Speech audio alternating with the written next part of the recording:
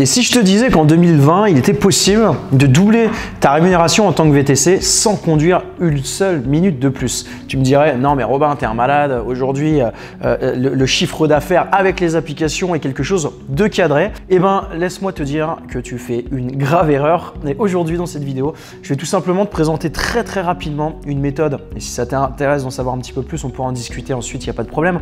Mais je vais pouvoir déjà te faire prendre conscience qu'il existe aujourd'hui voilà, d'autres choses, d'autres stratégies, d'autres méthodes, d'autres plans d'action qu'il est possible de mettre en place en parallèle de ta société VTC, donc en parallèle de conduire ton véhicule et qui potentiellement peut te faire gagner beaucoup d'argent. Donc on va voir ça tout de suite, générique et on est parti, let's go!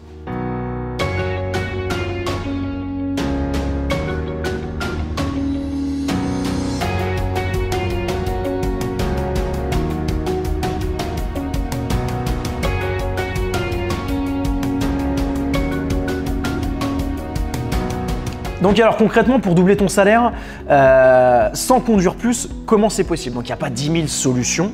Ce qu'il faut bien comprendre aujourd'hui, dans le transport de personnes, dans le VTC, donc le VTC, d'ailleurs il y aura une vidéo qui sortira dans quelques jours ou quelques semaines où je vous parlerai de l'histoire du VTC pour comprendre déjà d'où ça vient. Mais le VTC, donc le transport de personnes, c'est inconsommable, c'est-à-dire que ça existe depuis toujours. Transporter une personne d'un point A à un point B, ça existe depuis toujours, c'est un besoin et ça existera toujours. Et en fait, ce dont on a pu s'apercevoir, c'est que tout simplement, lorsqu'on transporte une personne d'un point A à un point B, on est quand même dans un espace confiné, il y a quand même une proximité potentielle avec le client qu'on est en train de transporter. Donc finalement, lorsqu'on est en train d'effectuer notre prestation de service, pourquoi ne tout simplement pas proposer des nouveaux services? Pourquoi ne tout simplement pas proposer des offres complémentaires qui pourraient potentiellement répondre à un besoin de votre client?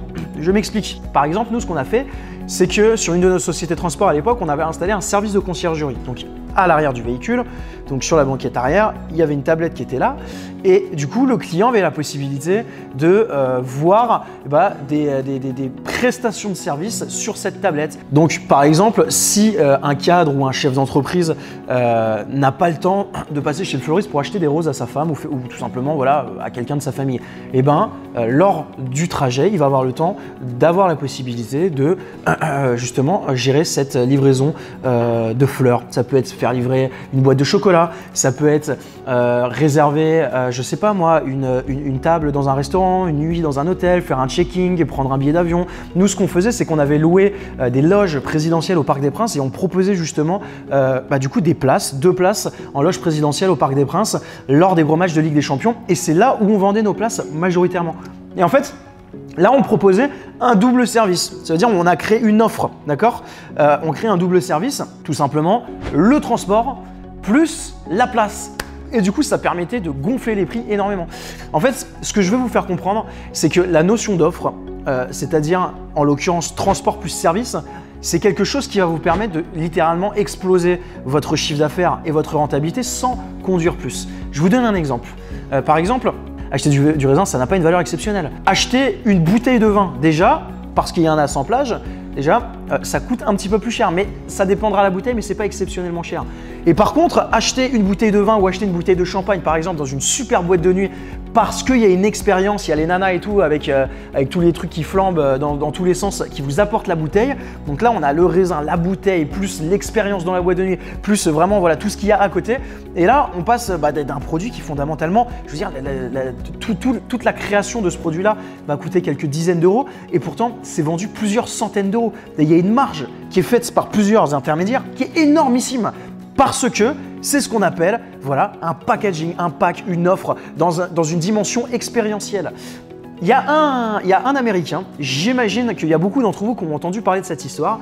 C'est un Américain qui avait un seul véhicule aux États-Unis et qui réalisait un chiffre d'affaires de pas moins de 250 000 $ par an. Alors, tu vas me dire, Comment c'est possible de faire 250K euros, dollars par an juste en faisant VTC, parce que c'est ce qu'il faisait? Et bien tout simplement parce qu'en fait c'était un créateur de bijoux.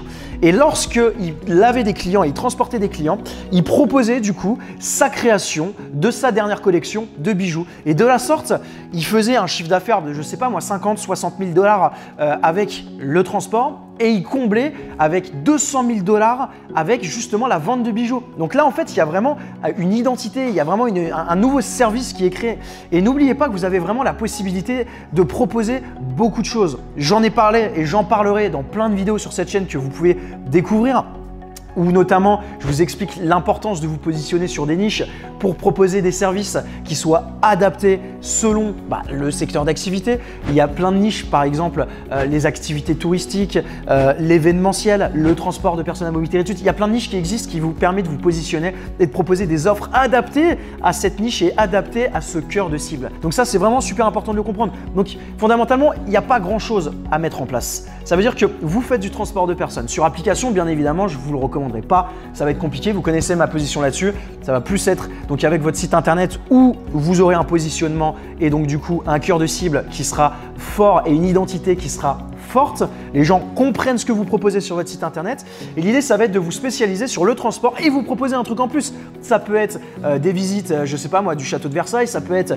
le transport Paris, Disneyland Paris ou les parcs d'attractions et vous vendez les places avec, ça peut être des visites viticoles et de la sorte, donc vous allez forcément tarifer avec le transport, vous pouvez potentiellement tarifer à côté avec les offres complémentaires et là, lorsque vous créez une offre, vous allez pouvoir vraiment doubler votre salaire tout en ne conduisant pas une minute de plus. Donc, pour conclure et récapituler cette courte vidéo, proposez des nouveaux services, proposez des packs, transport plus services, créez des offres, installer un service de conciergerie à bord de votre véhicule. Si vous faites ça, ça sera un facteur de fidélisation qui est très puissant. On l'a testé, des clients l'ont testé, ça fonctionne.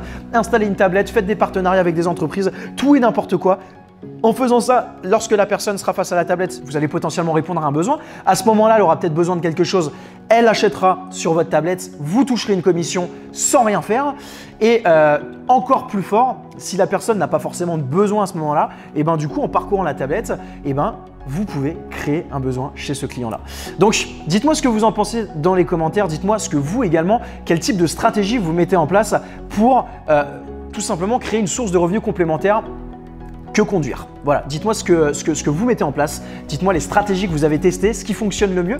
Si vous avez aimé cette vidéo, n'hésitez pas à mettre un gros pouce bleu. Si vous voulez notamment aussi recevoir toutes les meilleures stratégies qu'on vous partage en toute transparence gratuitement, n'oubliez surtout pas de vous abonner. Donc cliquez juste sur s'abonner juste en dessous de cette vidéo et vous allez pouvoir forcément ne rien rater des prochaines vidéos qu'on vous présentera sur la chaîne. Enfin, si tu as envie que je te présente un petit plan d'action, une petite feuille de route pour que dans les 12 prochains mois, tu sois littéralement indépendant financièrement grâce à ta société VTC, sans passer 12 heures par jour dans ton véhicule, sans passer par les applications, que tu sois indépendant avec ton site internet, avec ta clientèle privée, avec tes chauffeurs si tu as envie de recruter, tu cliques sur le lien dans la description ou sur la vignette qui apparaît à l'écran. Tu vas avoir accès à une petite formation en ligne gratuite avec un condensé des meilleures stratégies qu'ont utilisé les meilleurs de nos clients et qui leur permettent aujourd'hui de réaliser de très gros chiffres et surtout une très grosse rentabilité, de ne pas être esclave de leur société de transport et d'être sur leur société.